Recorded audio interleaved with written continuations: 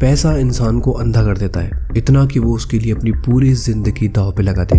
आज की स्टोरी भी ऐसे ही एक फोटोग्राफर की है जिसने पैसे की लालच में आकर फ्रांस के सबसे बड़े बैंक को लूटने का प्लान बनाया और अपने प्लान में कामयाब भी हुआ। इस स्टोरी को फ्रांस के इतिहास की सबसे बड़ी बैंक रॉबरी का नाम दिया गया और लोग इसे हाइस्ट ऑफ द सेंचुरी के नाम से जानते हैं। राम राम, मैं हूं गजेंद्र, आप सभी का एक और नई वीडियो में स्वागत है। तो चलो फिर फ्रांस की सबसे बड़ी बैंक रॉबरी की कहानी को शुरू करते हैं। 19 जुलाई 1976 फ्रांस के नीस शहर में सोसाइटी जनरल नाम का एक बैंक है जो मंडे मॉर्निंग को 2 दिन के वीकेंड के बाद खुला है। ये बैंक फेमस है उसकी तिजोरियों के लिए। इसके हाई सिक्योरिटी बैंक में एक कमरा है जहाँ बहुत सारी छोटी छोटी तिजोरियां हैं, जहाँ लोग अपनी ज्वेलरी, पैसे और महंगी महंगी चीजें रख सकते हैं। इसी कमरे में एक मेन तिजोरी है जहाँ सारा पैसा और सोना जमा रखा जाता है। इस कमरे का गेट ही 20 टन का है जो मजबूत स्टील से बना है, जिसे सिर्फ 2 ही लोग खोल सकते हैं, या तो बैंक वाले या फिर वो कंपनी जिसने इसे बनाया है। मंडे मॉर्निंग है, एक नॉर्मल दिन की तरह एक तरफ सारे कर्मचारी अपने काम में लगे हुए हैं और जनता ने बैंक में आना शुरू कर दिया है। दूसरी तरफ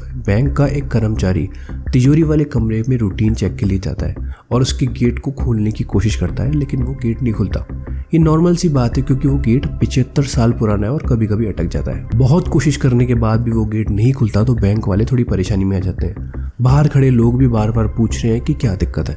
उसके बाद जिस कंपनी ने वो तिजोरी बनाई उसके स्पेशलिस्ट को बुलाया जाता है और वो लोग उस गेट को खोलने की कोशिश करते हैं। वो लोग चेक करते हैं तो पता चलता है कि लॉक एकदम ठीक है, ये गेट लॉक की वजह से नहीं अटका, अंदर की साइड से शायद कुछ दिक्कत है। बैंक वाले सोच में पड़ जाते हैं कि गेट अंदर से कैसे बंद हो सकता है क्योंकि इस पूरे कमरे में एक ही दरवाजा है। अब बैंक वालों को थोड़ा शक होता है कि शायद कुछ गड़बड़ है। वो उस कमरे के दीवार में छेद करने का फैसला करते हैं। मजदूरों को बुलाया जाता है और ड्रिलिंग शुरू होती है। दीवार में एक छेद होते ही जैसे ही बैंक वाले अंदर देखते हैं तो सब शॉक हो जाते हैं क्योंकि उन्हें दिखाई देता है कि उस कमरे की सारी तिजोरियां टूटी पड़ी है और मेन तिजोरी एकदम खाली है और सामने लिखा है without weapons, without violence, without hate. France के सबसे सेफेस्ट बैंक में बिना हथियार, बिना वायलेंस के उस दशक की सबसे बड़ी चोरी होती है जिसको नाम दिया जाता है हाइस्ट ऑफ द सेंचुरी। जैसे ये खबर आउट हुई पूरे एरिया में तहलका मच गया क्योंकि उस बैंक की तिजोरी में बहुत से लोगों ने अपनी चीजें रख रखी थी। पुलिस आई और देखा कि उस रूम में पहुंचने के लिए चोरों ने एक सुरंग खोदी जिसके इक्विपमेंट्स उन्होंने वहीं छोड़ दिए। उस सुरंग का पीछा किया गया तो 35 फीट के बाद वो सुरंग उस सिटी के अंडरग्राउंड सीवर्स में खुली। ये देखते ही पुलिस का सबसे पहला शक गया वहां की एक लोकल गैंग पे जिसको सीवर्स गैंग भी बोलते थे। उस गैंग की एक खासियत थी कि वो लोग अपने क्राइम में उन सीवर्स का यूज करते थे। वो लोग उन सीवर्स के बारे में अच्छे से जानते थे। पुलिस ने धीरे धीरे उस गैंग के मेंबर्स की लिस्ट को निकालना शुरू किया। लास्ट में 2 लोगों पे पुलिस को शक हुआ कि ये लोग उस चोरी में इन्वॉल्व हो सकते हैं। उसके बाद उन पर निगरानी रखी गई।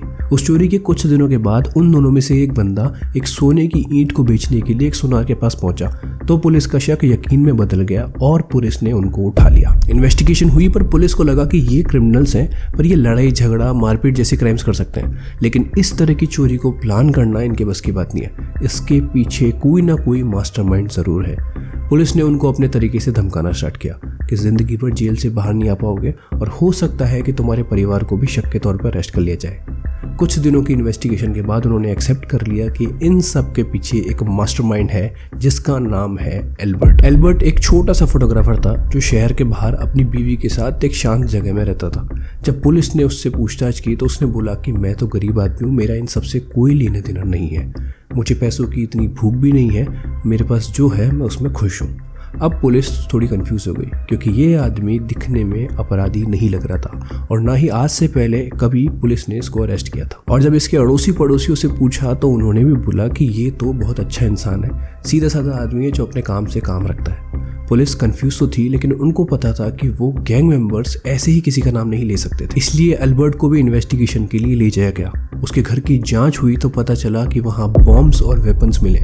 इस इन्वेस्टिगेशन के बाद पुलिस ने उससे बोला कि हम समझ गए कि तू जितना सीधा दिखता है उतना नहीं है, अगर तू हमें बता देगा कि तूने इस चोरी को कैसे किया तो हम तुझे ज़्यादा सज़ा नहीं होने देंगे, लेकिन अगर तूने नहीं बताया तो इस इलीगल वेपन्स के केस में तेरी वाइफ को भी अरेस्ट किया जाएगा। एल्बर्ट अपनी पत्नी से बहुत प्यार करता था, उसको लगा कि उसका इन सबसे कोई लेना देना नहीं है, लेकिन वो उसकी वजह से परेशान हो गई तो उसने पुलिस को बताया कि मैंने ही उस चोरी का पूरा प्लान बनाया था।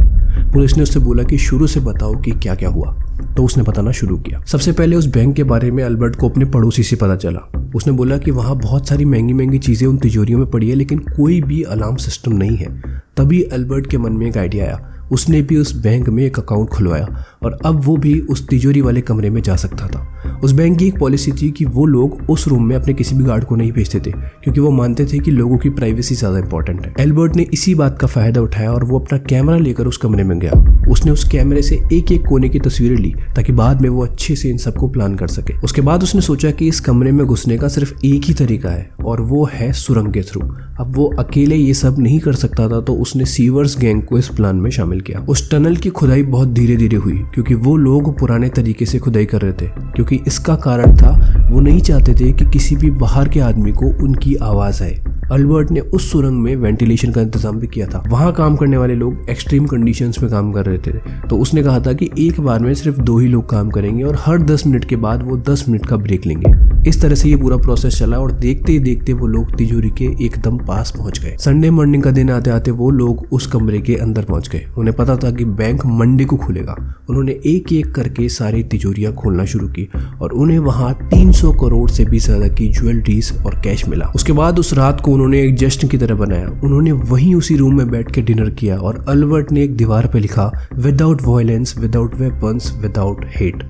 इस स्टोरी को एक्सेप्ट करने के बाद अल्बर्ट को कोर्ट के सामने पेश किया गया, जहां उसने सब कुछ बताया कि उसने कैसे ये सब कुछ प्लान किया। ऐसे ही एक कोर्ट की हियरिंग के वक्त मौका देख के एल्बर्ट ने कोर्ट की खिड़की से छलांग लगा दी और नीचे एक कार की छत पे जा गिरा, जहां उसका ही एक आदमी बाइक लेकर उसका वेट कर रहा था और वो दोनों वहां से फरार हो गए। बताते हैं कि कुछ सालों तक अल्बर्ट अलग अलग अखबारों और मैगजीन्स को अपनी तस्वीरें भी भेजता था और फिर 1989 में लंग कैंसर से उसकी मौत हो गई। इस पूरे केस में सिर्फ एक आदमी को ही दोषी बताया गया। 2010 में इस कहानी में एक ट्विस्ट आया जब एक नॉवल सामने आई जिसमें उस चोरी की पूरी कहानी लिखी थी और उस राइटर ने अपने आप को इस चोरी का मास्टरमाइंड बताया। जब पुलिस ने पता किया तो उसका राइटर निकला जैकेस कैसेंद्री, जो कि उस वक्त सीवर्स गैंग के एक लीडर्स में से एक था।